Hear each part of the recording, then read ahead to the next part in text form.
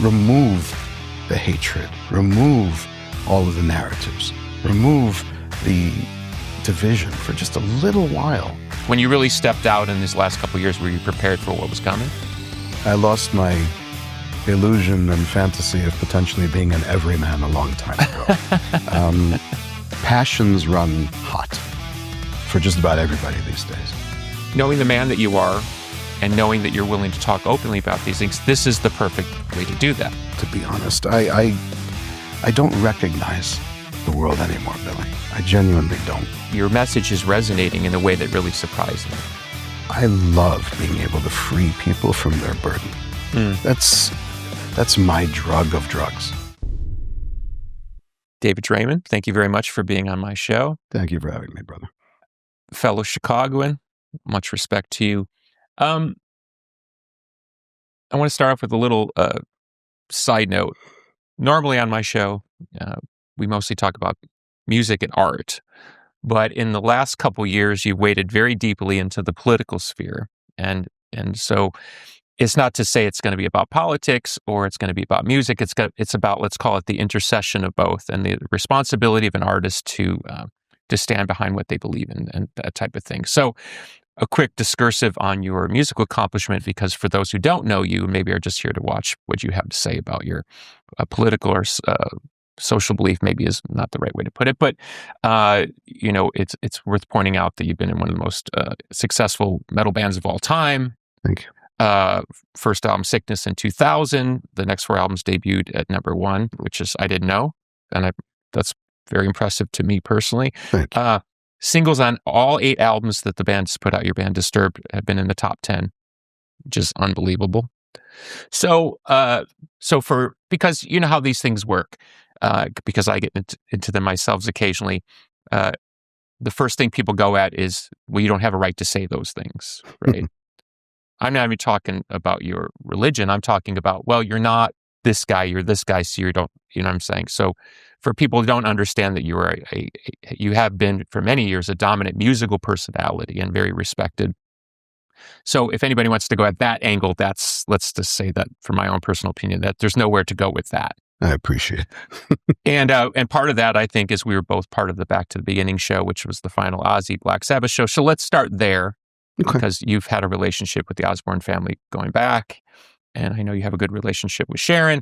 So let's just start with the easy part, which is both of us being there. I don't think we've ever talked about our reflections, but I certainly watched you play, and we got to talk during that event. So can you talk a little bit? Too. Thank you. So you could talk a little bit about your experience at the Back to the Beginning show. Probably the most surreal day of my life. I don't know about you. I have never seen that much talent congregated in one room, in one venue at one point in time. And getting along. Splendidly. Yeah. It was like one big family reunion. Yeah. And it was warm and wonderful, and it was a celebration of everything that, Ozzy was, and everybody who loved him so much, and how many people he has influenced, that Sabbath has influenced, probably the most seminal band of all time, maybe. You could make the argument, for sure. I was blown away. I'm genuinely fanboying myself every 5 minutes. I think we all were. Yeah. It was very, very surreal.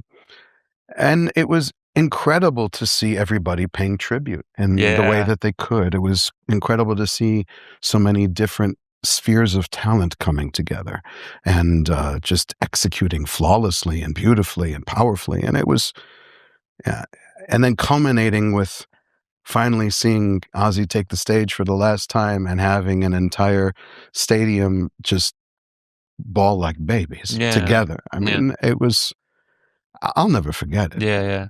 Crazy, crazy night. Yeah.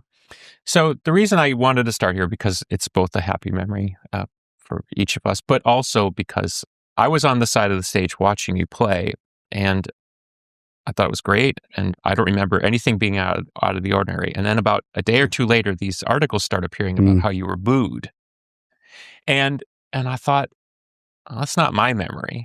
It wasn't most people's memory. It wasn't the memory of anyone that was watching the live stream. It wasn't, it wasn't my memory. I thought everything went great. Everybody was patting me on the back and high-fiving me when I came backstage. I didn't hear any of what they were talking about. I heard a little rabble-rousing, like stage right audience. But even that's where I was, so I would have heard it. So if there was, it was pretty minor because I didn't hear it. Well, the sad truth about the way that social media works these days, particularly for causes and politically driven things, is that the lie travels around the world at the speed of light. Yeah. And before you can catch up to it, the damage is already done. Yeah. And it doesn't matter. Propaganda has served its purpose. Yeah, that was my first reaction. Was I thought, well, I don't remember this. I was there. Yeah. And as you said, if you heard anything, I was right where it would have been, and I didn't hear that. But secondarily, my first reaction, because if you're in the media, like both of us have been for much of our adult life, you kind of go, oh, there's a reason that he's being singled out and somebody's leaning into this. Was that your reaction when you saw that? Oh, no doubt. I mean, look, I was expecting something at some point. This basically started quite a ways back before the actual show. First of all, it started first and foremost with the atrocities that occurred on October 7th, when Hamas invaded Israel and many other Gazans invaded Israel and slaughtered and raped and kidnapped and just did the most atrocious things imaginable to innocent people, who many of which were involved in building bridges of peace. Many of them were involved in outreach to the Palestinian people and helping the people of Gaza and all of those kibbutzim, all of those little farming settlements, those communes that are on the border. They were all about dialogue. They were all about peace. They were all about coexistence. Okay. And what happened that day broke me. Let me stop you there for a second. Do you think that's at the root, that event, an atrocity? Yes, that atrocity. It shifted something in you. It intensified things. Because you've always been very proud of who you are, and you're certainly not shy in your opinions. And I say that as a fellow troublemaker. So, but I'm saying, is there something about that event that maybe made you feel that you had to come forward more? Yes. I think it galvanized most of world Jewry. It made every Jew that much more, insistent on being publicly Jewish, on making sure that people understood that we weren't buckled by it, that we weren't intimidated by it, that we were going to continue to persevere. The outpouring of anti-Semitism that followed, that was, for all intents and purposes, premeditated, was planned. There were organizations that are supposed to be about human rights that were celebrating the slaughter of Jews the day it happened, and the day after it happened. And then to see so many of my colleagues, fall prey to the narratives that are being spun, and it's disheartening, to say the least. There were two incidents in particular leading into the Back to the Beginning show that got quite a bit of FaceTime online, let's put it that way.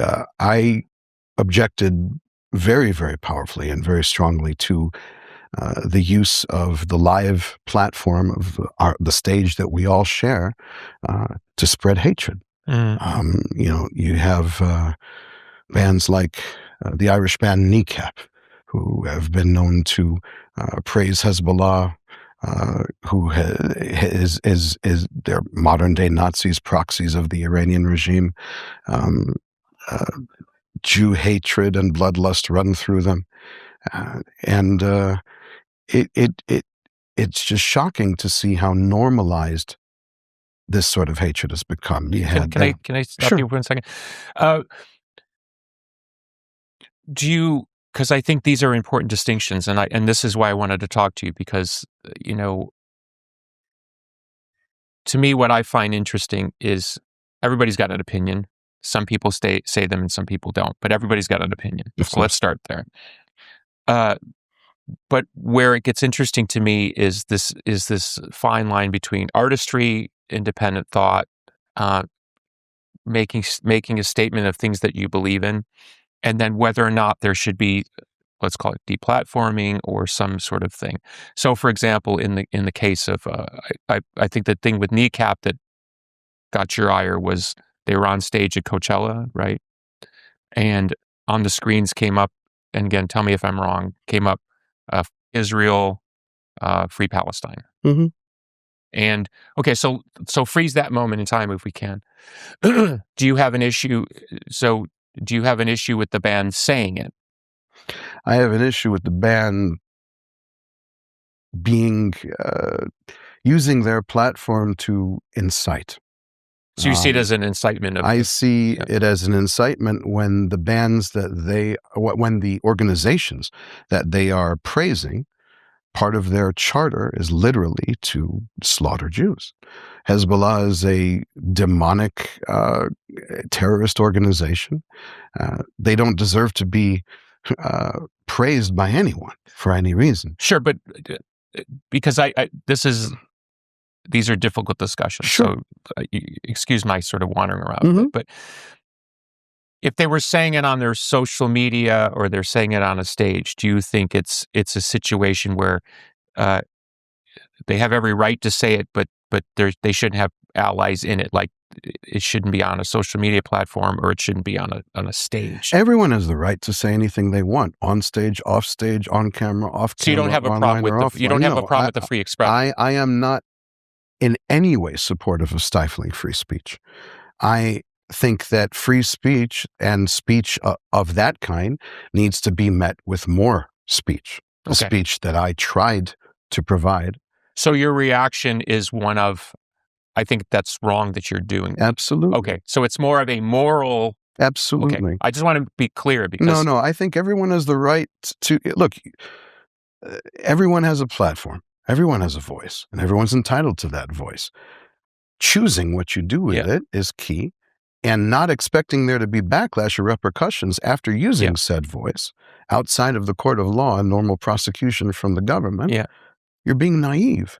The court of public opinion is what it is. Sure. And it is powerful.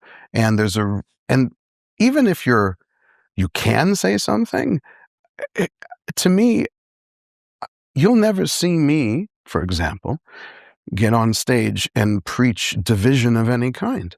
I will never encourage that. Our performances as a band, I've always tried far and away to keep completely free of any sort of polarizing entity of any kind, no political leanings of any kind. I want everyone who comes to a Disturbed concert to feel welcome, to feel safe, to feel empowered, to feel unified. That's what those moments are for. Sure. And it bothered me to see someone who is being given this gift, this opportunity to take a platform that few people in life or this world are blessed to take, and to abuse it in that way.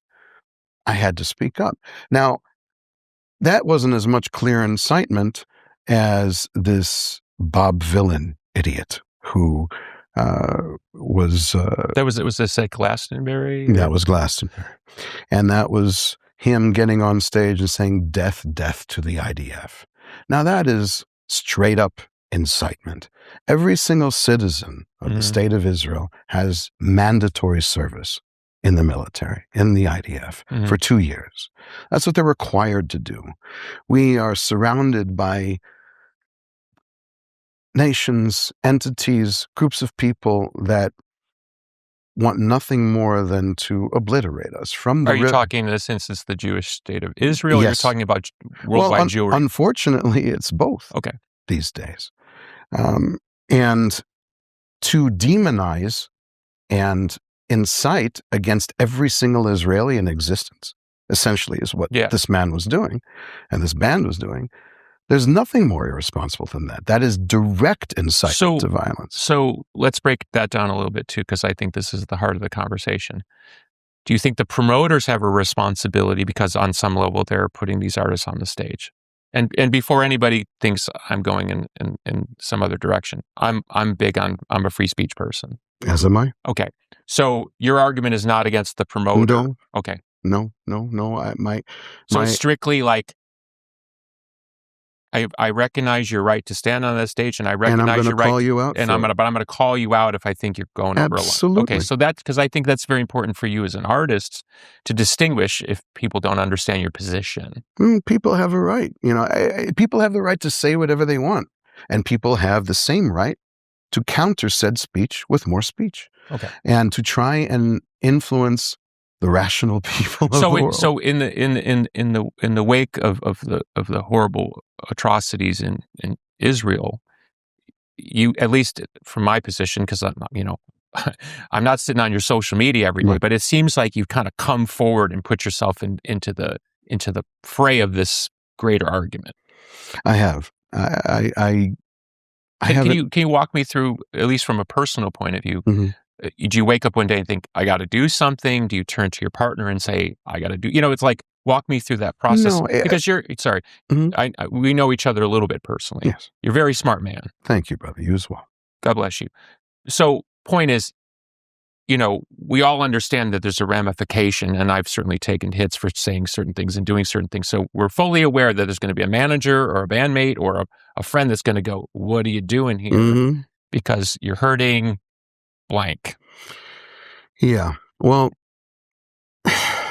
my soul is worth more than any amount of money to me. Is it from the Bible where it says, what profiteth a man if he gain the whole world but loseth his soul? Exactly. And my integrity and my honor and my people. Mm. I come from a family of Holocaust survivors. 90% of my mother's side of the family was wiped out by the Nazis. My grandfather was in Dachau. My grandmother was in Auschwitz. My grandmother and my grandfather on my father's side have been living in the land of Israel since before it was established as a state. Since the early 1900s, we've had family there. My grandmother is Yemenite. Her family immigrated from them. My grandfather's Polish. He came in from Poland with the rest of his family. Everyone was escaping violence. Everyone was escaping the destruction and the horrors of the Holocaust. So to people who are, they don't agree with you, to people who are confused by these issues, to people who are stuck in, like, let's call it the lanes of propaganda, what do you, as just a human being, not as a musical artist, what do you want people to understand about why you feel the need to say these things? Because I think maybe the word that comes to mind is tribalism. I think sometimes people get lost in their tribe, and I'm not talking about the tribe of the Jews. I'm just talking about, these are my people, this is my crew, and I got to stand up for my crew. And then somebody says, well, this is my crew. I'm not trying to be a tribalist, to be honest. I'm trying to be a humanist. Okay. I truly do have compassion for the Palestinian people. Truly, truly do.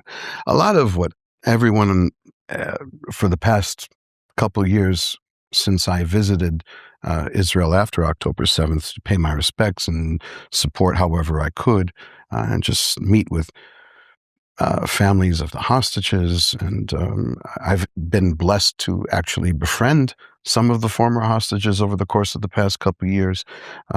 It's been a very surreal experience. But what everybody loves to pick on is there's this one wonderful picture of me signing an artillery shell at by an artillery unit that was on the Gaza border that I went to visit during that stay. And they're like, "Oh, well, you signed a bomb. The bomb absolutely, definitely killed children or whatever else." Well, that's where Kneecap the band. That's what they went right at you about. Of course, and that's what everybody will go after me about. But here's the thing: believe it or not, contrary to public opinion, Jews are allowed to fight back. And if there is a genocidal organization on your border who is constantly launching rockets day after day, who is committing the worst slaughter of Jews since the Holocaust, I have calls from my mother crying to me in her safe room, in her bomb shelter as rockets are coming down.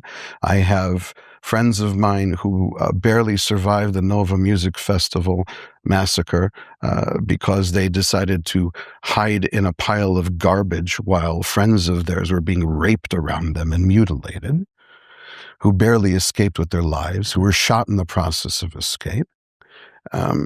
People don't understand there are human beings behind all of this destruction. There are lives. There's real consequences. This isn't some movie. This isn't some storyline. But I think because you live in it in your musical life, it's a world of narratives. Yes. And it's in the case of this long-standing conflict, because I've heard about it my whole life, of course. It's as much of a narrative war as it is a literal war. It is, and unfortunately, so by entering the narrative war, you put yourself in this fray. Yeah, and that's okay.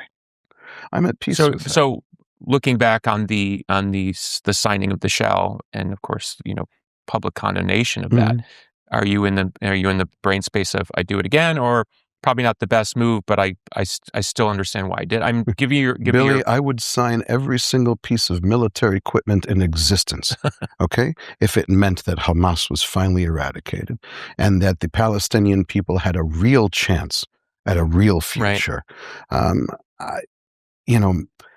Extremism is a cancer for anyone, for any part of society or civilization. And they have been raised to hate and slaughter and lust over the murder of Jews since the day they were born. That's unfortunate. There are UN organizations like UNRWA who facilitate this hatred, whose schools have teaching material that is pure incitement, that have cartoon characters, that glorify the murder of Jews. That whole aspect of society needs to be de-radicalized. It's comparable to what needed to happen to Nazi Germany after World War II. You have an entire group of people who live, breathe, and die for one thing, and that is to slaughter Jews. And for anyone to have an issue, they always have an issue when you fight back. It's never, everyone loves dead Jews, everyone loves persecuted Jews, everyone loves to feel bad, but God forbid we actually raise our fist to defend ourselves, then we're the bad guy. The insinuation that every single piece of military equipment that was used in that conflict killed innocents is absolutely preposterous. You're talking about, even if you take Hamas's health ministry's numbers at face value, you're talking about the lowest civilian to combatant ratio in modern warfare history. You're talking about a war that needed to be waged in an urban environment, in an urban environment where not only is martyrdom glorified, but it's encouraged, and it's part of the culture. You have Palestinian mothers that dream of their sons one day becoming shaheeds, becoming martyrs, and it's a disgusting way to live life. I wish better for them. What's your response? Because we see these numbers from Gaza, and again, there's a reality, and it's hard for any of us to discern the reality. There's the propaganda aspects from both sides. That's obvious. So what's your response to people who just say, I don't know how you're supporting? I hear what you're saying. I hear the empathy in your voice, but how can you support the killing of innocents? Or, I don't support the killing of any. I'm not saying that. I want to be clear. I'm not saying you support that. I'm saying is, do you have an argument of refutation to that argument, or do you absolutely have okay? Conflict, hatred, war is a choice. It's a choice. I think that both, that we all need to choose differently. But if you're forced and you have no choice, what are you supposed to do? If Hamas laid down their arms as they were supposed to do according to the ceasefire agreement that's currently in place, which they haven't been adhering to. They haven't laid down their arms. They refuse to disarm. They refuse to relinquish power. They continue to terrorize the Palestinian population. They continue to do, targeted killings of people who have opposed them. They continue to abuse their position by hijacking supplies, selling them at higher prices, completely taking advantage of the population they're supposed to be protecting. They didn't spend any of their resources on infrastructure. They didn't spend any of their resources on taking care of the people of Palestine. They spent it on digging tunnels. They spent it on taking water pipes and turning them into rockets. They spent it on every aspect of their waking, living, breathing moments in life, focusing on intensifying hatred, and it's a waste. I would love for this whole new idea of a new Gaza to be something that comes to fruition. I think that economic prosperity can dissuade extremism. I think that it can make people think that, you know what, there are better things to focus on. I have the chance at a better life here. I have a chance at moving away from this hopelessness, from this endless cycle of violence. Both sides, the Jews in Israel and the Palestinians, whether they're in Gaza or the West Bank or anywhere else, everybody needs to understand that nobody's going anywhere. Okay? So you accept that as a sort of a you given. have to. You have to. You must accept it. So are you of the position that this claim of a resistance is fraudulent or not based in reality? Like, do you understand the nuance? Both. I would say it's both fraudulent and certainly not based in reality. Because that seems to be, to me, the most compelling case, and I'm not taking sides, but that seems to be the most compelling case. I'm putting myself in the position of the resistance side. We are making the case that we need to do these extreme things to get your attention, or do these extreme things to get the balance of power here to change. Unfortunately, they're right. They're doing things. And the things that they're doing is that they're sacrificing their own people on the world stage for everyone to see and to gain additional sympathy and to go ahead and sacrifice their children, their loved ones. But you think it's born of a classic, people in power want to stay in power, so this is the lane that they've chosen, and so you're saying... Oh, it's more insidious than that. Okay, please. Yeah. It is not just a matter of them wanting to stay in power. It's a matter of them genuinely believing their Nazi-like bloodlust. It's ingrained in the culture. But where does this come from if you don't believe? Because obviously the argument against the Jews in Nazi Germany was it was a genetic issue. You know what I mean? That's the Aryan argument, right? Sure, but I'm saying I know you certainly don't believe that about. No. Okay, so what is the? I mean, I don't know, because it's a complex issue for me, obviously. But yes. Where do you think this comes from? That's the the priceless question. Sure, because irregardless of the politics or what's going to come of this eternal struggle here, it seems obvious that there's a motivation, and it seems to be directed in one particular direction. Now, that may not be true, and I may not be sophisticated enough to understand the counter-argument that someone would make. Because I have friends in that part of the world, and they'll try to say that, no, you don't understand. The Israelis are the aggressors. Israelis are the aggressors. No, but I'm... Well, let's go down history lane here. I don't want to stop you, but let me ask you one thing. Go ahead. My real purpose of talking about these things is not to lay out the eternal argument, because I don't have enough sophistication to even understand half of what you're saying. Not because I think it's true or not true. I just don't know the nuance. Understood. So I feel inadequate in being able to sort of play journalist because I'm not a journalist. My fascination, at least to talk to you today, is to try to find the balance between a man who feels very passionate about his calling if that's a fair word to use in this, because again, I know you a little bit. So to see you personally step forward, you know what you're doing by putting yourself forward. I do. You're not, oh, gee, I'm surprised that people have a problem with what I'm. No. Listen, I lost my illusion and fantasy of potentially being an everyman a long time ago. I think that I haven't been an everyman even prior to any of this coming into existence. I think that one of the things about myself and Disturbed is people feel passionately about us one way or the other. They love or they hate. There's no lukewarm feelings about us. And that's okay. I think I kind of prefer it that way. So I'm used to that. Mm-hmm. I wasn't used to everything else that came along with this. I don't think any Jew on the planet has been used to it. There's no one who wishes for true, real coexistence more than me. My family and my people are tired of war. We've suffered through it, endless ones. And there have been numerous peace opportunities for the Palestinians to accept. Bill Clinton, nearly killed himself trying to make a state happen for the Palestinian people.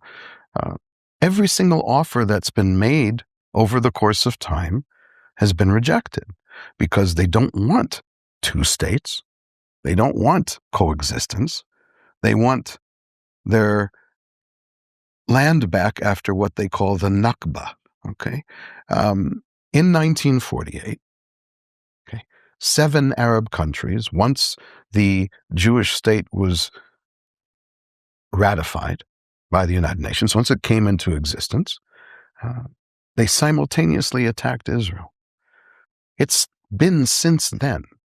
How dare the Jews go ahead and take this piece of land? Any piece. It doesn't matter. It's not about size. It's not about amount. It's about a desecration of this idea that they had in their heads of this superiority in the region and this purity, very Nazi-like.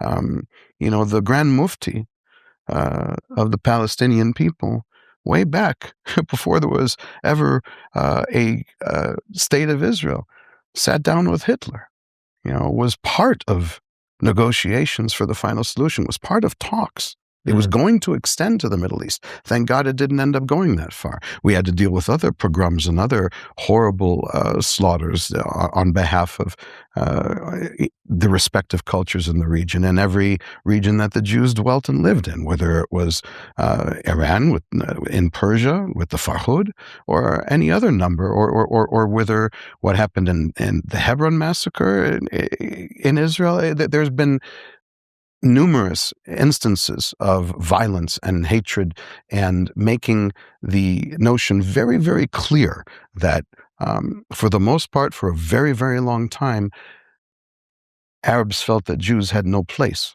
there. Mm-hmm. The tragic part of that, the most tragic part of that, is that there are no two peoples on the face of planet Earth that are more closely blood related than the Arabs and the Jews. Mm. Both are descendants of Abraham, Isaac and Ishmael. Those are the two sons that went and became two separate, complete nations. We are brothers, family. There's no reason we should be slaughtering each other. So why do you think then that the feeling isn't mutual?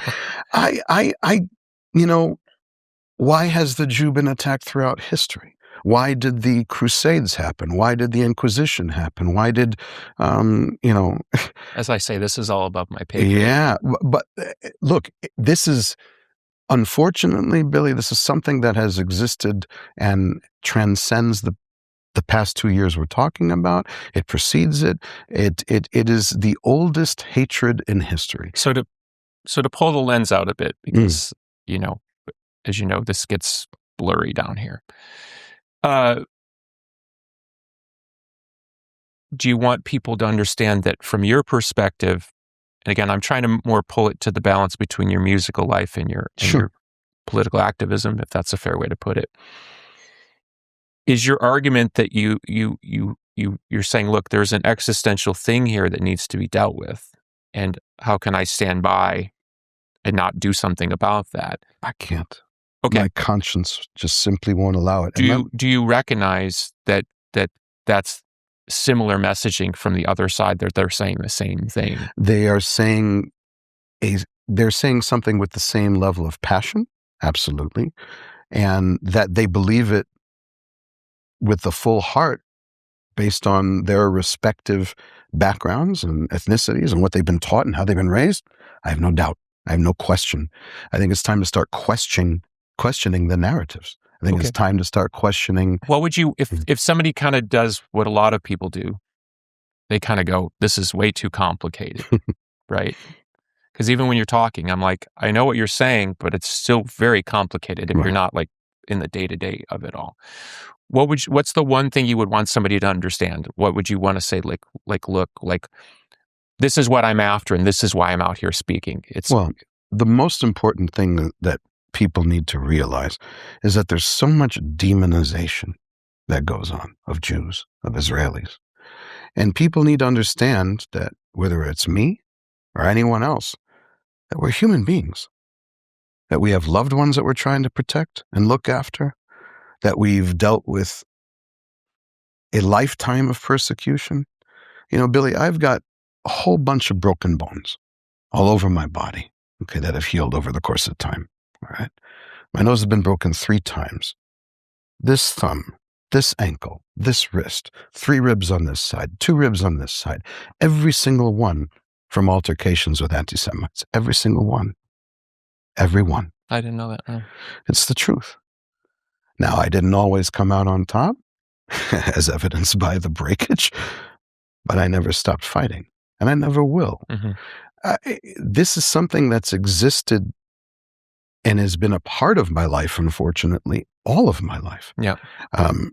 What happened over the course of the past 2 years simply intensified it, because in an effort to try and make everybody distance themselves from their Judaism or be afraid of it or be intimidated by those who seek to persecute us and seek to increase hatred, we've only become more proud. We've only become more, if there's a way to say it, intensely Jewish. And I think that it's been a galvanizing aspect for the diaspora and for the entire community.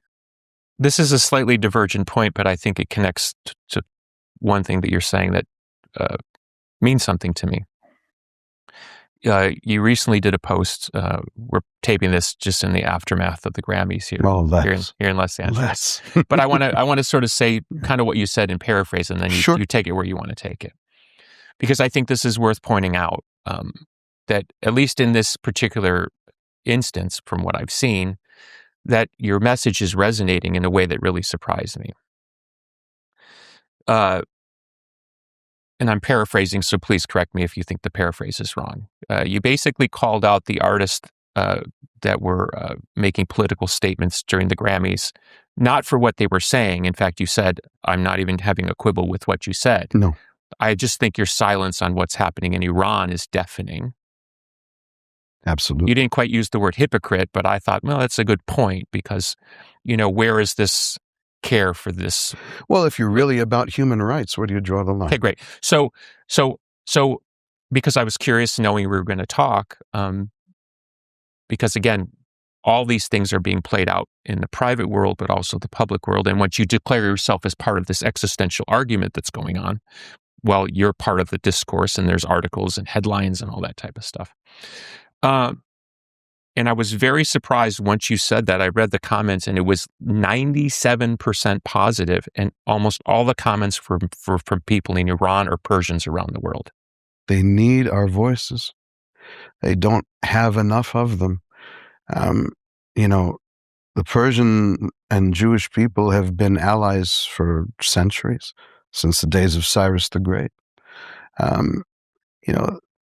Persian society and Persian culture are beautiful and expressive, and they were conquered in 79 during the Islamic Revolution in Iran. They were subjugated.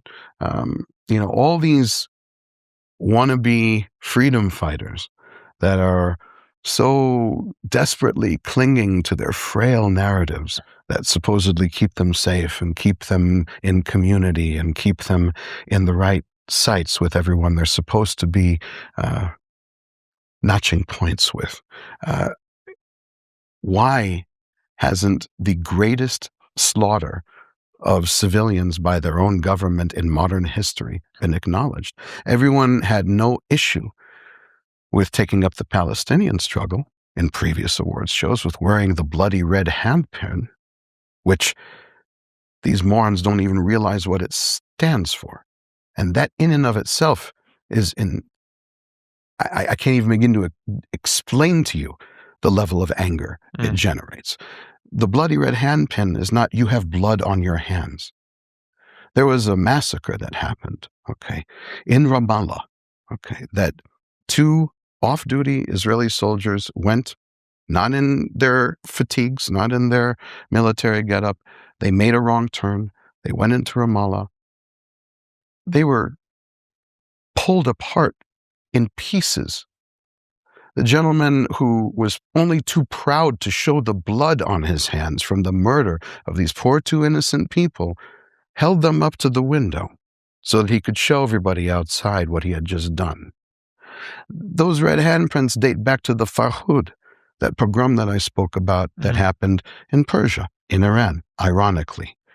Red handprints were placed on the houses of the Jews that were meant to be attacked, that were meant to be slaughtered.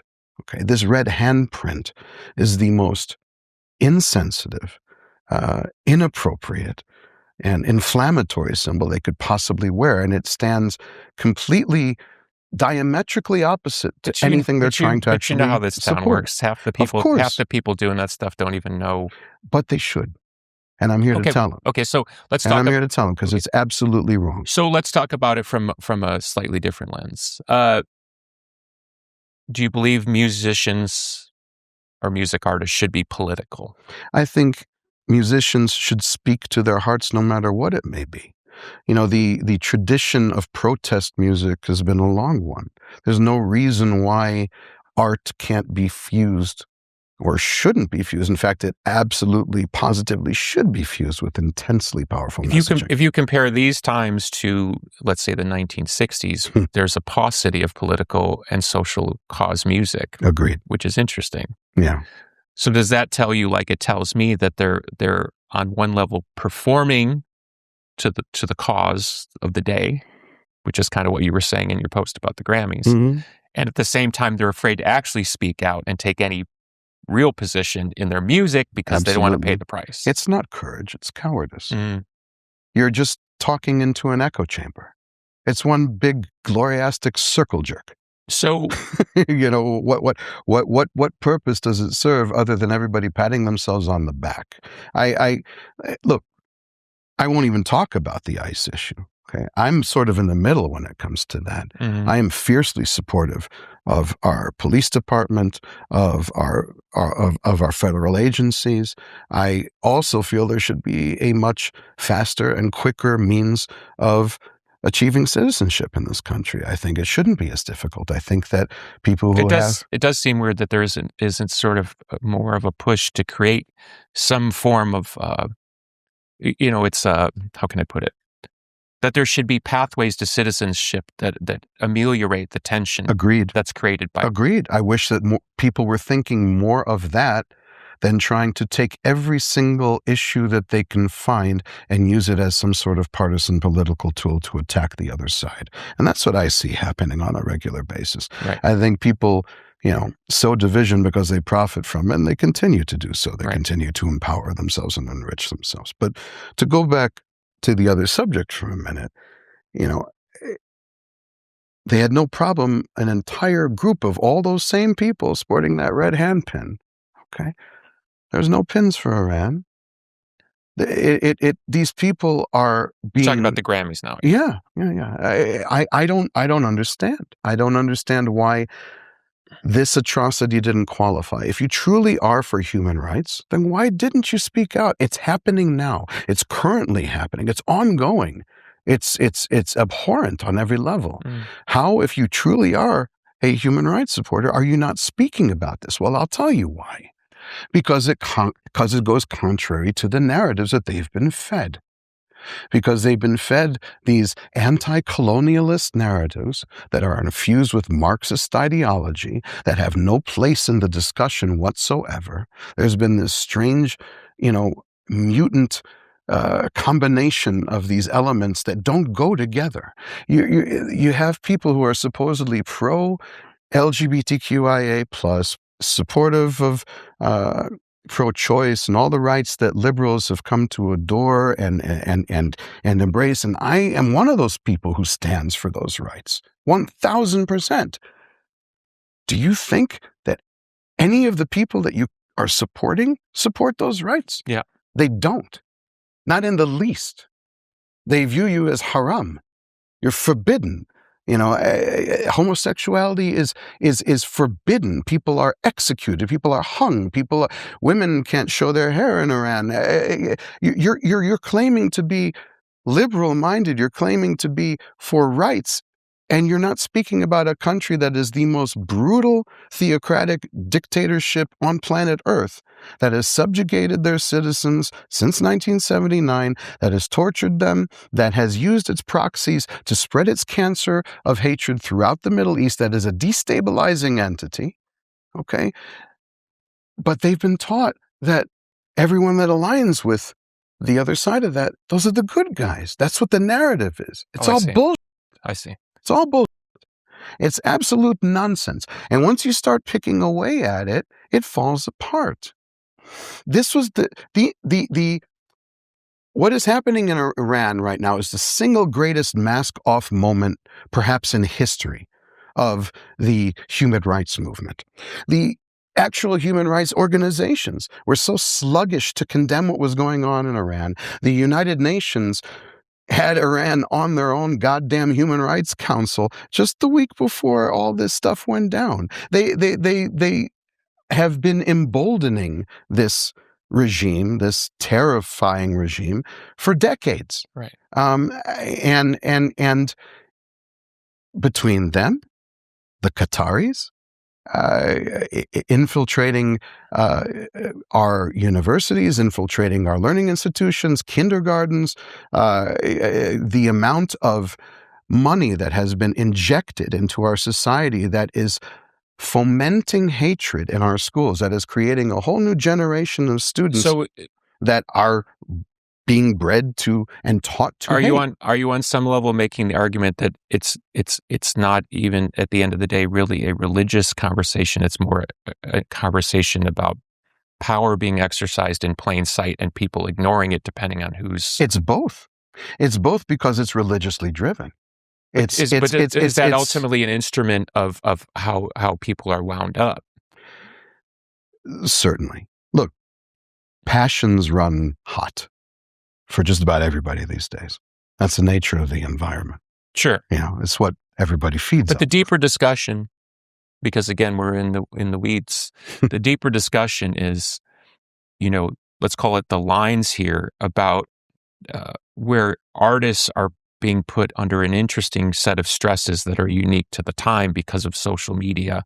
And because if you're talking to, say, pick your random pop star who's got 300 million followers on Instagram, if you can bend them to your political narrative, even if it's just something like clean water, which none of us really generally don't have a problem with, right. That's a pretty powerful ally that you have. So artists are being enlisted in this greater sort of thing. So I think the sustaining thing that I think would make people want to watch our discussion, beyond picking sides or not, is where these ley lines lie for artists going forward in the age of hyper-propaganda, government censorship, and whether or not artists have a responsibility.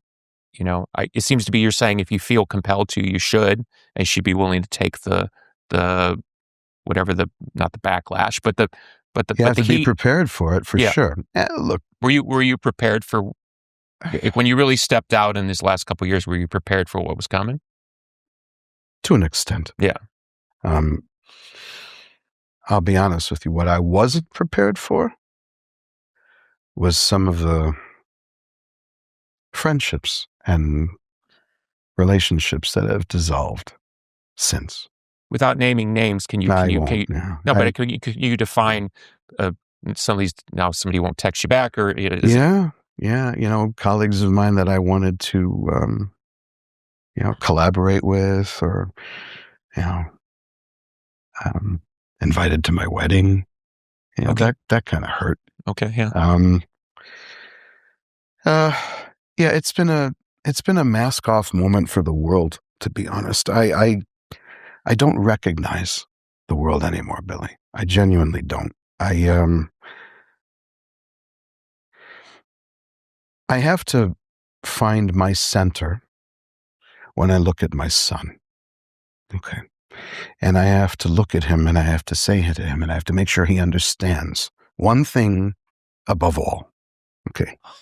That contrary to what has happened in prior generations, contrary to the stereotype that exists, we are not Jews with trembling knees. We don't cower. We don't bow to bullies. I never want my son to think that that's what we do. And he's watching. And I have to be the example that I must be for him. It's a horrible quandary. It really is, because there's so much potential for so much good in that region. And if only certain elements were removed, it could foster, it could flower, it could proliferate. And I truly wish that our world and our society gives it the chance to do that. I think that there's nothing more than, that what most Israelis, and I think a growing number of Arabs, want coexistence and peace. We're tired of war. We're tired of fighting with each other. The Abraham Accords, say what you want about President Trump. I don't always agree with the man. I don't always disagree with the man. But then again, I haven't always agreed or disagreed with any elected official that's taken office. And I've always made it my business to call out right and wrong and injustices or whatever when I see them. The Abraham Accords were amazing. Having a country like the UAE come into the fold, having Bahrain come into the fold, all these things, they were amazing. And if we can build on that, if we can build on understanding, if we can build on acceptance, if we can finally put down the tools of war so that we don't have to defend ourselves, nobody wants that more than we do. Nobody wants that more than yours truly. I'm tired of getting the terrifying. So you're thoroughly convinced that the it's hard because it gets blurry with the state of Israel because of the religious overlay. Yes. But you have a deep, because you're obviously convicted, do you have a deep feeling that in your estimation, your side is not the aggressor? No, never has been. Here's the clearest differentiation. Okay. If Hamas, Hezbollah, the Iranian regime, the Houthis, everybody involved, okay, if they laid down their weapons and they committed to coexistence and dialogue, there would be peace in the Middle East. There's no question. We're not looking for more territory. We're not looking to conquer. We just want to live in peace. If the Israelis put down their weapons, there'd be another Holocaust. We would be annihilated. That's the difference. Yeah. And so how can you be an aggressor when you keep on giving up more and more of the land that you were given, as your original doctrine stated? How can you be the aggressor when you keep on offering to sit at the table with people and try and make peace deals, offer them concessions, offer them things? But so to you, because based on what I've seen in the last few years, and whether it's campus protests or people being very open about what is obviously patently anti-Semitic languaging. I mean, I've grown up watching people say lots of things, but when you see an outward and obvious support of anti-Semitism, that makes me uncomfortable, because hate in any form makes me uncomfortable. As it does to me as well. Sure. So without getting in the weeds, is there a through line for you, or is it just I'm in the existential fight here and I feel like I need to be part of this? Because what's interesting, I think, about you is at least I can say, sitting here with you, as much of as an advocate as you are, I don't feel like you're trying to convince me of anything. No. I think you're very pragmatic about it all. I think you see it clearly from your position. I don't agree with it all, but it's not. I'm not on the other side of the equation by any means. But it's trying to understand, like, is there a through line for you? Because sometimes when people get deeply into a struggle, I'm using that word widely, it's hard to see sort of the bigger picture. And I was really, that's why I thought bringing up you talking about Iran was very interesting, because I think you do have that sense that there is a wider thing that's possible here. And the Iranian regime, and I have friends that I met that grew up in Persia when it was, some of the best colleges in the Middle East, and nobody was wearing a headscarf, and, it looks like, New York 77 and it's Tehran. Yeah. You see those pictures, you're like, okay, that was a hard shift to the right or the left, depending on how you want to quantify. What I'm trying to say is, I've met people, and the fact that you care about the Iranian citizenry shows that you're at least guided by some moral center here. It's not just them. I care about the Uyghurs who are imprisoned in Chinese concentration camps to this day. I care about what's happening to the Ukrainian people who are still besieged by, Russian attacks every single week. I care about the Christians who are being slaughtered all across the African continent. I care about the Palestinians.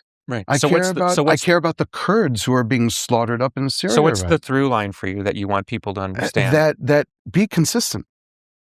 If you care about human rights, then care about human rights. How do you think then, in this age of hyper propaganda, that we achieve some agreement? You have to be able to engage in dialogue. You can't immediately shut people down. Mm-hmm. You can't just stick to your team and reverberate in your echo chamber and hope to affect change or camaraderie. And for anybody would have because invariably somebody's going to have a problem with me having you on. I would say this to you and to them. Knowing the man that you are, and knowing that you're willing to talk openly about these things, this is the perfect way to do that, right? Absolutely. Let you say what you want to say. It's not a speech. It's a conversation, right? And lay it out there. For me, the stuff that affects me, and I am curious and personally, is the decision to cross a line that once you cross that line, there's no going back. Because 40 years from now, somebody's still going to be bringing up this or that. I think that the line crept up on me. Does that make sense? It does. It does. I felt like I didn't have a choice, Billy. I know that everybody does have one, but my conscience wouldn't allow any other. Yeah, having been in certain similar situations in my life at different times, I know exactly what that feels like. It's sort of like, I can keep doing what I'm doing, but it's not true to who I am. And I'm willing to take the consequence of this decision, knowing full well that it may not work out the way that everybody would like to keep it all kind of controlled. And I think we're in a very unique time. It's not to speak of you empathetically. It's mutual understanding, which is like, we're in a very interesting time where artists are under a particular kind of stress, which is like, say something, but make sure it's the right thing. And you see oftentimes in this country where people who are outward leftists and really down for every cause, and God bless them, because I grew up in Chicago. I mean, we are a lefty city, and you know that. And I live in Highland Park, Illinois, which is 85% Jewish. Right. You know what I mean? I'm married to a Jew. My children are Jewish. I mean, I live in a liberal world, and I grew up in a liberal world. But you'll see people on the left sometimes, they'll take a position which is slightly deviates from whatever the mob is rolling, and they'll cast them out faster than they can say Santa Claus, Yeah. So you see these orthodoxies being put into place, and then the pressure of social media being bring to bear. Yeah. Let me tell you, the Nazis would have loved to have had social media at that time. It's Goebbels' wet dream if he was still alive. Let me ask you this, because I think because there's a lot of smoke around social media and certain words, certain phrases, certain things. What's your position on the position of social media, whether or not they should be combating disinformation, combating hate? These are very loose terms, but the idea that social media and or governments by extension, so treat it as all one kind of thing. Does there have to be some sort of curtailing, or is it best as an open society? Look, free speech is absolute. Okay, good. I'm with you on that. I know there are those people who say there are no lines of any kind. I don't agree with that. I think that incitement to violence is a line that shouldn't be crossed. Nobody should be reading death threats. No. That I just don't know how that. No, I don't know how that became acceptable or condoned on any level. I think that once you stifle people's speech, it goes into other back channels and it still reverberates and it becomes more nefarious. And so you're not accomplishing anything. So everything's best out in I the think light. everything's best out, but I think everything is best left to the court of public opinion. I think that you need more speech to counter said speech. So if a government, because obviously there are laws in place, that I guess are defined as anti-Semitism, do you support the idea that there's special statuses for certain groups, or you think it's still best left wide open? It depends on the group, and it depends on the level of their persecution. Some sects and races are overly persecuted, and they do deserve to have special protections. The sad state of affairs for Jews in the world, in this country and elsewhere, is that we need armed guards at our synagogues just to attend them safely these days. We can't go to a community event without security details at this point. That's the reality of life for Jews. I had to spend more on my European tour in terms of security expenses than I ever have in my life, And that's something I need to explain to my guys. They need to be okay with. They need to be okay with taking that hit. I feel terrible about all of it, but I can't do anything else. I can't. I've given my life, my soul, my heart, and everything to my band, to my brothers, and I have no regrets whatsoever. I would do it again, 100-fold. And I know that this has been difficult for them. I can't even imagine being in their shoes and watching what is happening. So what would you say to somebody who's listening to this, who vehemently opposes everything you say and could present a, let's call it their version of oppositional fact? Sure. Make a compelling argument otherwise, and is just as convinced as you are. What do you say to them? Let's talk. Okay. Let's talk. Because, see, here's the thing, Billy. Fact is fact. It's not disputable. It either is. I think we're in a post-truth age or post-factual age. But there is truth. That's why narratives. That's why I think artists under a particular duress is because narratives, in many ways, have supplanted fact. I don't disagree with that, and that's unfortunate. But fact is still fact. Facts don't care about the narrative. Facts don't care about feelings. Facts don't care about opinions. They're simply facts. They're irrefutable. You can't argue about them. Listen, I'm a person who has had a factual life, right? And I constantly run into people who the facts mean absolutely nothing to them. But that doesn't take anything away from as the we fact sit here, we'll have a quick laugh. As we sit here taping, the big news in the NFL is that Bill Belichick was not elected to the Hall of Fame as a first ballot.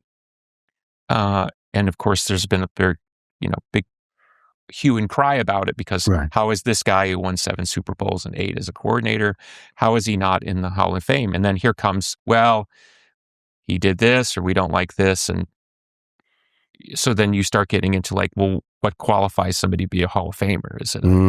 Is it ethics or is it accomplishment? So that's what I'm saying is there's a perfect example of a man who's got every fact on his side, and yet he doesn't qualify for the most obvious place that a man of that accomplishment would enter into.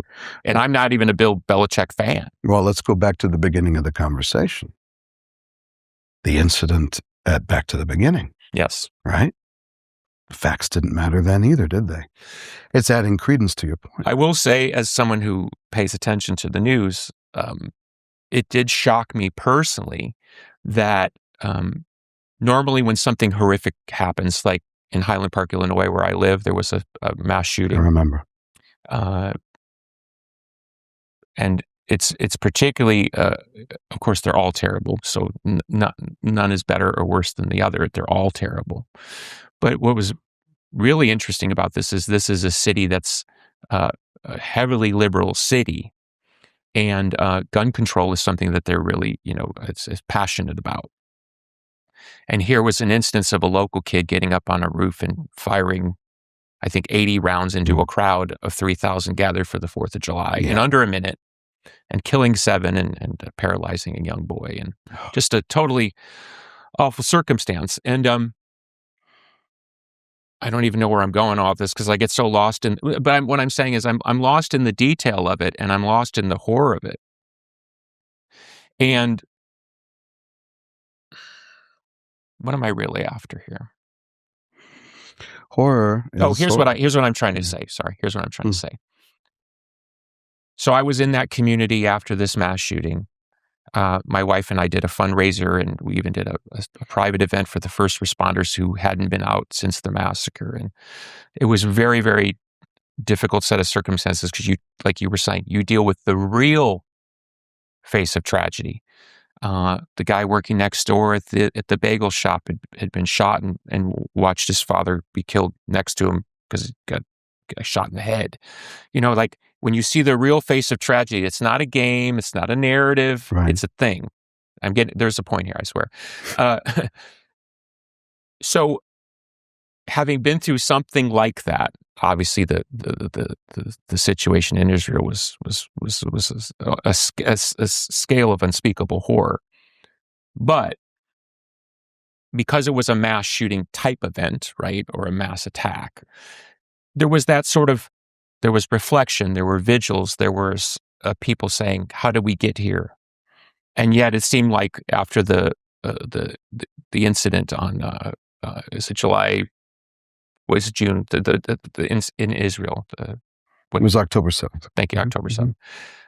It seemed like within 24 hours, everybody blew past and it was like it went right into like it was like a football game, and I was like, this is weird because where's the reflection? Where's the how did we get here? Where's the condemnation of something that should never happen? Right. I don't care what you believe. If it had been Israel attacking Gaza in that way, same thing. I would feel the exact same I agree. way. So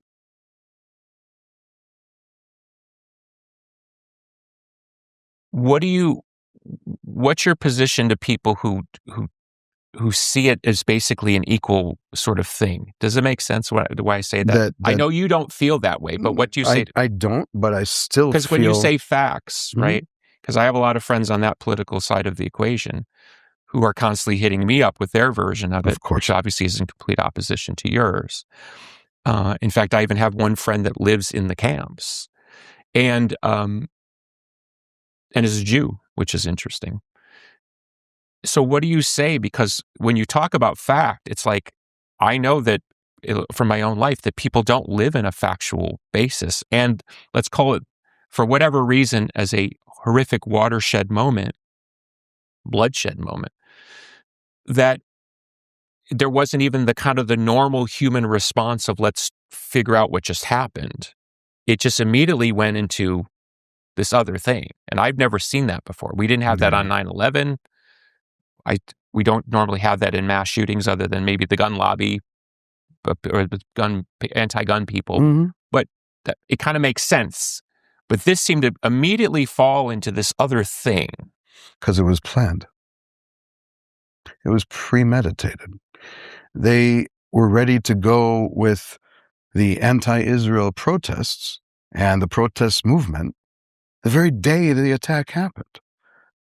It was geared up for it. They were preparing for it. This was the beginning of a global campaign, a global narrative. Would you say it's been effective? Oh, it's been devastatingly effective. We are horrible at PR. We are just abysmal at it. We're horrible at getting our own truth out, our own humanity out. And we have to be better at it. And we have to be better at encouraging dialogue, and encouraging hands reaching across. I think that everyone does. Do you know, I mean, he's known as a YouTuber, but he's on other, Tim Pool, also a fellow Chicagoan. You know Tim Pool? I know of him. So Tim's a huge YouTuber, and came out of the Occupy Wall Street movement, and he ended up being, kind of a guy who hosts podcasts and a lot of political talk. And Tim, like a lot of Chicagoans, grew up very liberal. I wouldn't even say he would maybe even politically identify himself on the right. But one argument he's made in the past year is he thinks that Israel is losing the propaganda war. He's not wrong. He's not wrong.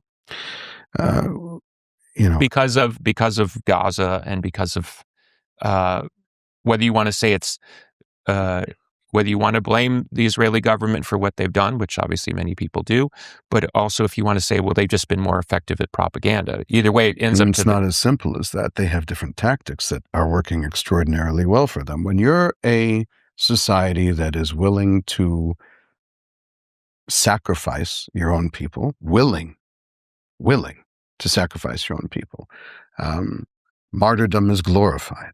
Okay, it's a mother's greatest desire to see that her son becomes a martyr one day.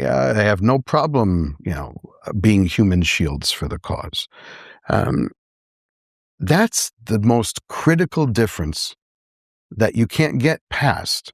All right, one side knows that, and Hamas has said this repeatedly. They are only too proud to say how willing they are to have their population sacrificed, how willing they are to have people martyred, how they know that it continues with every death, with every ounce of destruction. It creates more sympathy. It creates more negative PR. It creates more opportunities for the narrative to continue to proliferate.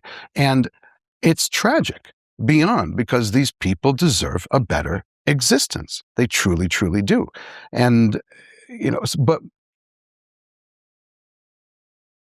from our position, you have an entity that is sworn to annihilate you, genocidal intentions, without a doubt, that is willing to martyr themselves in the process, that keeps on lobbing rockets at you, that keeps on having suicide bombings happen, that keeps on doing all the things that have been par for the course.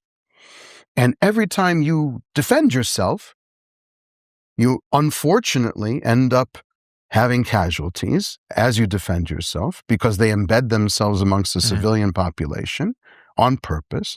They set up their equipment by schools, by hospitals. They take over hospitals. They dig tunnels in schools, store military equipment in there, hide their soldiers there. Everything is meant for maximum casualties, for maximum destruction, for maximum effect on the global stage. And there's always somebody there with a camera to go ahead and film it. And if it's not actually happening, then they make it up. So they've seen how much it's benefited the cause. We're in a no-win situation. We're in a catch-22. What the hell do? We just, just go ahead and continue to fire. We'll just sit there and take it. What society, what nation on planet Earth would be okay with that? None. We're in this horrific situation where if we dare to defend ourselves, we're damned, and if we don't defend ourselves, we're damned. So what do? I go back to what Golda Meir said way back in the day, one of the greatest prime ministers of Israel that ever lived, and it was like, you know what? Peace will come when the Arabs love their children more than they hate us. The thing that we won't be able to forgive, we can forgive the Arabs, killing our children, as difficult as it is, as devastating as it is. What we can't forgive is them forcing us to kill theirs. I'll never forget the day after 10/7. I knew exactly what was going to happen. I knew.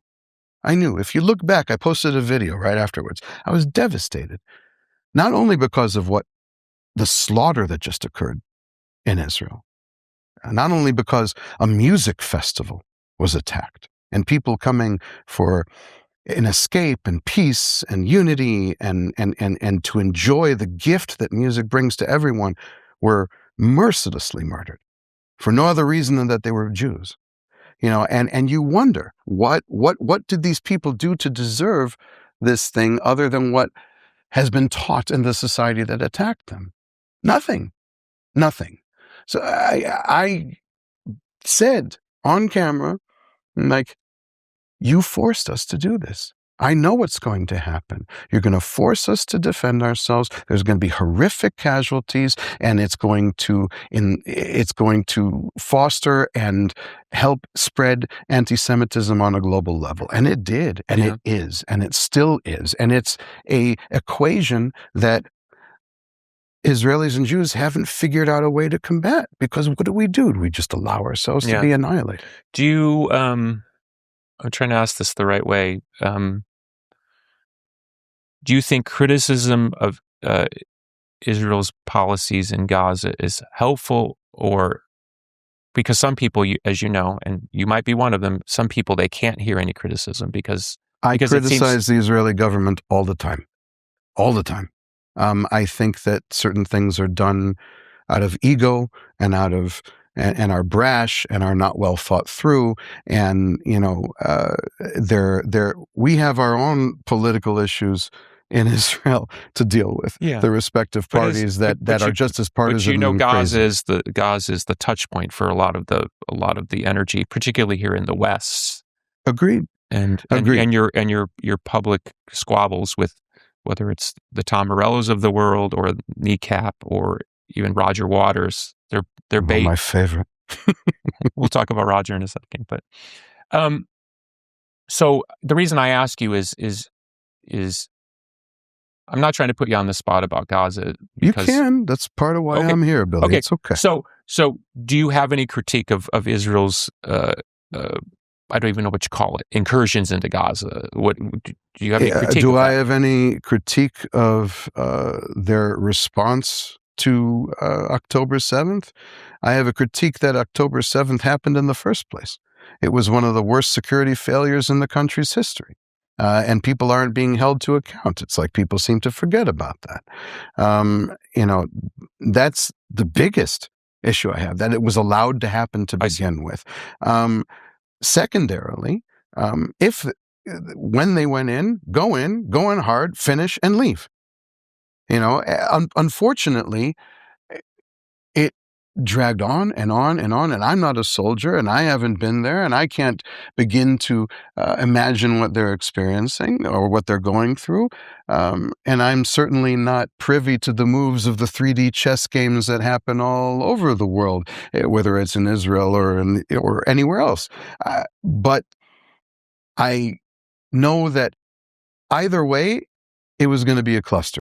There was no way around that. There was going to be massive civilian casualties, because when you're trying to fight a genocidal terrorist entity that embeds themselves in an urban landscape and specifically hides behind their women, children, and innocents are going to die when you're trying to actually eradicate them.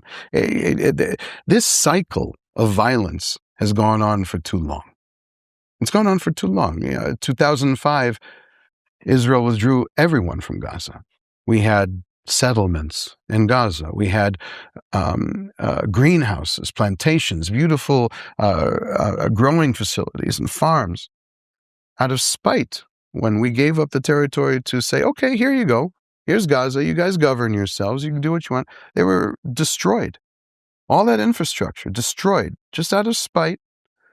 Then the Palestinian people elected the Gazans elected Hamas to rule over them, who has not only brutalized the Palestinian people themselves, but has used them as a tool for this cycle of violence over and over and over again. I want nothing more than for there to be modernization, for there to be community, for there to be unity, for there to be dialogue, for there to be some sort of a means of breaking through all this vicious cycle. So let's talk about Roger Waters for a second. I've worked a little bit with Roger, so I know him a little bit personally. I'm sorry. But I want to come at it from a slightly different angle, because I'm curious if you have any reflection on my observation. So my observation is I don't think it's a stretch to say that the defining moment in Roger's life is his father is killed in World War II. It's in the wall. He's made more than one record about it, and he might balk at the word trauma, but it seems like that would be very traumatic. If it happened to anybody. And a few years back, Roger was very critical of Radiohead for going to play a gig in Israel. And then since then, Roger's made some very strong statements against Israel, including to the point where he's now, I think, estranged from some of his at least one of his bandmates because they don't agree with this position. But what I'm asking, I guess, is sort of a slightly different question and maybe a nicer way to end this, which is, it's not a stretch for me to understand why someone who went through what Roger's been through, for him to look on in horror at the Gazan civilian population issues. And I've seen these crazy numbers, and is there an officially recognized number by the state of Israel for? It's still being discerned, but let's go ahead and play devil's advocate. Let's say the number is the 70,000 or the 75,000 that the Gaza Health Ministry claims. How many of those were combatants? How many of those died from rockets that were launched by Hamas that ended up hitting their own population? I'm not assigning guilt. Let's just say one is too many. No doubt. It makes sense to me that a man who grew up in the shadow of World War II, lost his daddy in a war, has really suffered the consequence of the pain of losing someone. That he would be hypersensitive to a scenario like that? Yes. I agree. Well, then why isn't he hypersensitive to what's going on in Iran? Why did he defend the Iranian regime? Why did he go ahead and claim that, So I was looking for you to have some mutual understanding with Roger. I guess we're off of that. Here's the thing, Billy. I grew up on Pink Floyd. I loved Pink Floyd. It was such a massive betrayal, not just to me, but Jews everywhere, when he went in the direction that he did. And it wasn't just 2 years ago. He's been doing this for a long time. Roger has a penchant for dictators, for the worst mothers on planet Earth. Roger just cozies right up to. He has no problem whatsoever. This whole... See, my attempt at peacemaking failed. No, not with that one, dude. He's just such a hypocrite. He's a hypocrite. He's not for human rights. He's for this weird, dictator-driven socialist. I don't even understand what he's trying to stand for. But so my attempt failed. So let's try one other tact. So at least as you sit here today in 2026, you remain open to the idea that if someone can present you with a set of facts, you remain open that there's different perspectives to have, and you encourage that dialogue. Absolutely. You want that dialogue. Absolutely. You're not closed off. Never. You close off, and that's the end of anything. So if Roger Waters called you tomorrow and said, let's sit down and talk, you talk to him. I'd have to punch him first. But, I thought you were a man of peace. Until I get, past a certain point. I guess I'm not trying to call you out as much as say that, at least from my perspective, the price of peace is very high, as you know. Listen, I'd be willing to sit down and have a conversation with just about anybody except someone that can no longer be reached. And I'm very, very convinced that Roger Waters can no longer be reached. But to depersonalize it about Roger, then you could say that about a lot of people on the other side. Because I know people, and I'm sure you have people in your life, that it doesn't matter. They're so convinced. If your argument is here and their argument is here. And even that being said, Billy, I'd still be willing to sit down and talk with them. Okay, but that's refreshing. Okay. No matter how passionate I may be about my position, I know that the only way that anything gets resolved is by dialogue. Well, that's why I wanted to talk to you, because I think the minute we start sort of arbitrarily deciding who gets to talk, who gets to... No, I think that's not our place. I think that's kind of my own self-serving thing for anybody who doesn't understand is that's why I want to talk to you. Because I want to understand, and I'm not afraid to ask the question and also understand there's another side and try to figure out my version from a place of innocence or naivete. But as an artist and as a fellow artist, I'm so glad to hear you say that you stand for that, because that's at the heart of what we do. You have to. It's the only hope.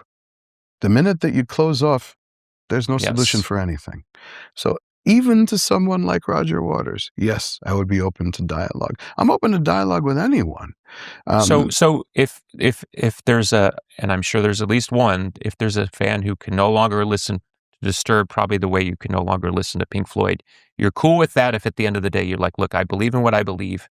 I respect you don't understand. I mean, what's your take on all that? People were already not listening to us for different reasons anyway. Well, God bless on that. Look, a long time ago, I accepted that not everyone's going to love us, that not everyone's going to love me, and that's okay. I'm all right with that. I'm at peace with that. What I wouldn't be at peace with, what I wouldn't be able to go to sleep at night with, is knowing that I didn't speak to what's true to my heart, that I didn't stand up for my convictions, and that I didn't dishonor myself by not representing who I really am. And that's why I think a conversation like this is valuable. To talk about the things, the specific facts and the positions and the things, that's something that's like I find myself inadequate at. But where I feel like we can have that conversation, at least you and I, is what is the responsibility of an artist? Do they have a responsibility? I think they do. And then in many ways, us being sort of drafted into these bigger things that are certainly above us. Now, in your case, you're a man of conviction and you've aligned yourself with that.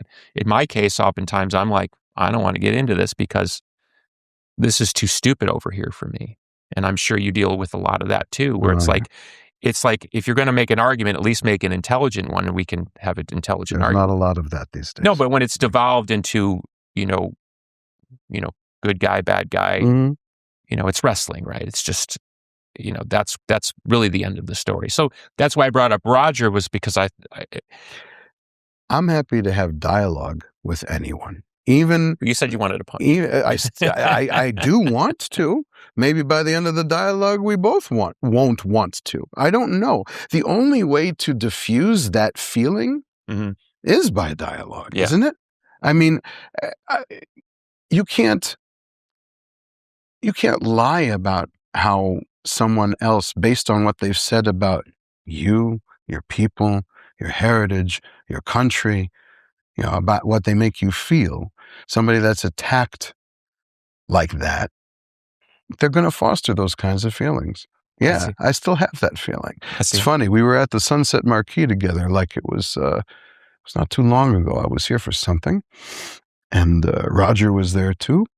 And I guess he got word that I was there as well. And all of a sudden, Roger, who was walking around all by himself, that day suddenly was surrounded by 5 or 6 really, really big security guards. And I'm like, well, I guess there goes the chance for dialogue right there. We're not going to talk to each other. So, look, you can't help but automatically feel defensive and combative when everything that you've grown up with and everything that you love and everyone that you've come to know and value is questioned. Well, what I'm struck by talking to you today, and we didn't talk before this conversation, is that you are open. And I think that's what I would ask people to do, is to understand that you're willing to talk about these things openly. That should be commended, even if you disagree. And then secondarily, that you remain open. And that's the key to me.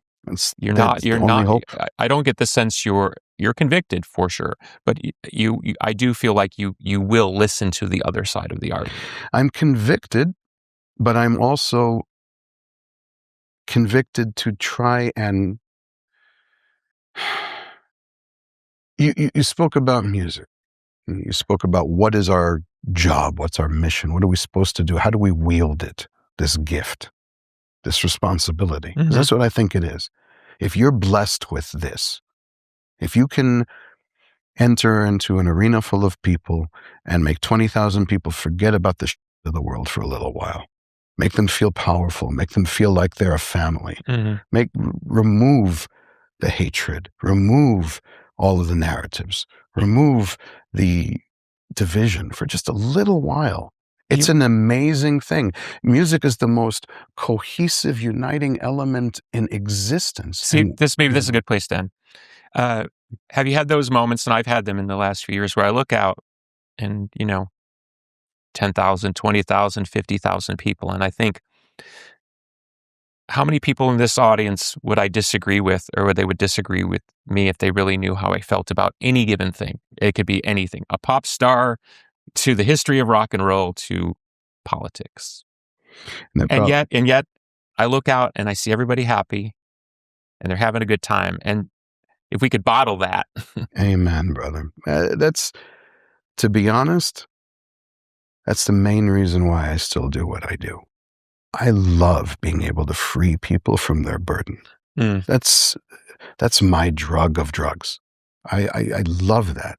And that's, I guess, part of the reason why I get so passionate about people who abuse this platform, who use it to sow division, who use it to, spread hate and instill fear, when it can be such a bonding, cohesive element, when it can be such a means of unity and empowerment. It just seems like such a waste to me. Can you envision a time where we will have peace in the Middle East? I do. And I can. And I think it starts with decapitating the head of the snake. I think that the Iranian regime and their cohorts, and the Qataris are certainly part of that. I would put Erdogan and the Turkish regime in the same categorization. And unfortunately, the Saudis are starting to creep that way too lately. I think that if the head of the snake is decapitated, then their proxies lose their funding, they lose their backing. And if the Persian people are allowed to rise again and truly be who they are meant to be, we will see a new era of peace in the Middle East. I think that the head of the snake being decapitated is the key to everything. And I think this is an incredibly important moment in history. And I hope that our elected officials don't f it up, because it's not going to come around. The minute you expect elected officials to not, they probably will. Probably will. All right. Great to see you. Appreciate you, Bill. Thanks for having me. Thank you.